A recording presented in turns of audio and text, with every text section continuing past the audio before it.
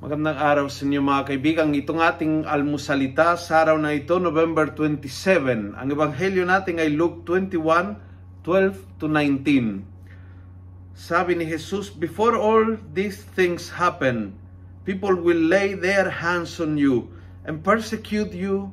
You will be delivered to the synagogue and put into prison, and for my sake you will be brought before kings and governors. This will be your opportunity to bear witness." Napakaganda. Struggles, hirap sa buhay, problema, malaking pagsubok sa buhay, sa tingin ng Panginoon ay mga pakakataon. Pakakataon maging saksi. Doon, sa hirap na yan, sa sitwasyon na komplikado, na magulo, doon nating ipapakita ang ating true colors, ika nga, bilang Kristiyano. Pakita natin kung sino talagang tayo, kung ano talaga ang ating pananampalataya, kung kanino tayo. These are difficult moments kung saan lumalabas ang totoo. Kapag ikaw ay hinusgahan, kapag ikaw ay inakusa, kapag ikaw ay nakasakit, kapag ikaw ay trinaydor ng isang kaibigan, in these difficult moments, lumalabas yung totoong ugali mo. Doon, ipakita mo kung maawain ka, mahabagin ka, kung ikaw ay may matitinding galit, nakatago, kung ikaw ay marunong magpatawad o marunong magtanim ng sama ng loob. So these are all opportunities.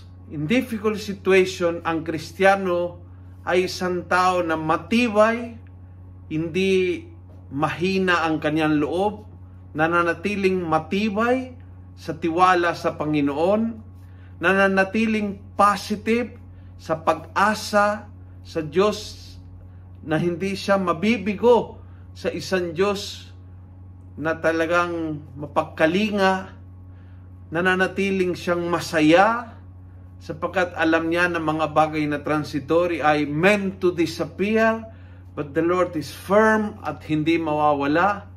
Mananatiling mapayapa kahit sa gitna ng gulo, nananatiling malaya kahit sa gitna ng bilanggo, pagkabilanggo, pag-uusig.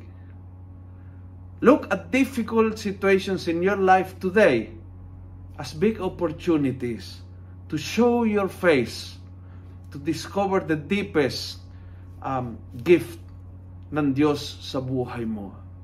Difficulties equals opportunities.